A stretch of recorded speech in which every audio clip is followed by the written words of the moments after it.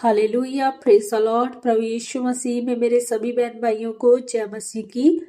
आप सबका स्वागत है जीवित परमेश्वर की जीवित हजूरी में, जिसमें आने के बाद आपका जीवन कभी भी सेम नहीं रहता और आप परमेश्वर की आशीषों को अपने जीवन में ग्रहण करते हैं। मेरे प्रियो, मेरा ये विश्वास है कि जब आप इस पवित्र वचनों को सुनेंगे तो परमेश्वर का अनुग्रह आपके जीवन के ऊपर और भी बढ़ेगा। तो इन पवित्र वचनों को पूरा सुने और ध्यान से सुने। ये वचन परमेश्वर के दास प्रेरित अंकुर यूसुफ नरूला जी के द्वारा लिखे गए हैं। तो आज की इस वीडियो में हम परमेश्वर के पवित्र वचन को मेरी भविष्यवाणियों की पुस्तक में से पढ़ेंगे। आज का सामर्थ्य वचन, वचनों को बोले। जैसा कि परमेश्वर के पवित्र वचन पहला शमूएल 17 अध्याय उसके 46 वचन में लिखा है, आज के दिन यहोवा तुझको मेरे हाथ में कर देगा और मैं तुझको मारूंगा और तेरा सिर तेरे धड़ से अलग करूंगा। और मैं आज के दिन फलिश्ती सेना के सब आकाश के पक्षियों और पृथ्वी के जीव जंतुओं को दे दूंगा।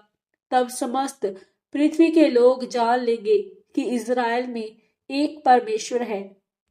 मेरे प्रियो, प्रभु यीशु मसीह ने कभी नहीं कहा कि तुम पर कभी मुसीबतें नहीं आएंगी।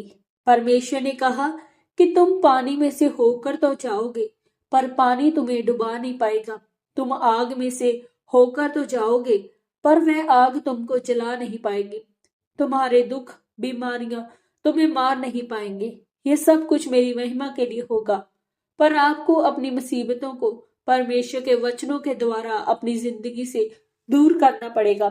जब दाऊद गोलियत से लड़ने के लिए गया तो गोलियत ने दाऊद को बोला, क्या मैं कुत्ता हूँ जो तू लाठी लेकर मेरे पास आया है? मैं इतना बड़ा शूरवीर हूँ, 25-25 किलो की मेरी ढाल और तलवार है। लेकिन दाऊद ने कहा, जिस परमेश्वर ने शेर और भालू को मेरे हाथ में कर दिया था, वही परमेश्वर आज तुझको भी मेरे हाथ में कर देगा और मैं तेरे शव को आकाश के पक्षियों का भोजन बना दूंगा। मेरे प्रियो, जैसा दाऊद ने अपने मुंह से वचन बोला था, वैसा ही उसने अपने जीवन में देखा। गोलियत को पत्थर ने नहीं मारा, बल्कि दाऊद के द्वारा बोले गए वचन ने मारा था। जब वचन आपके साथ होता है तो आप अपनी चुनौतियों पर जीत प्राप्त करते हैं। अगर परमेश्वर लाजर को जिंदा कर सकता है तो वह आपको भी चंगा और आशीषित कर सकता है।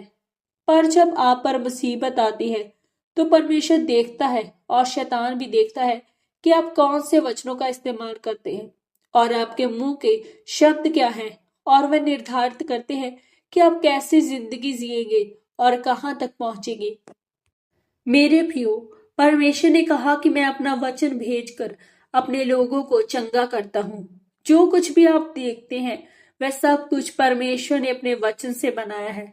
इसीलिए जो कुछ भी आप परमेश्वर के वचन से अपने जीवन के लिए बोलेंगे, वह सब कुछ आपके जीवन में बनता जाएगा।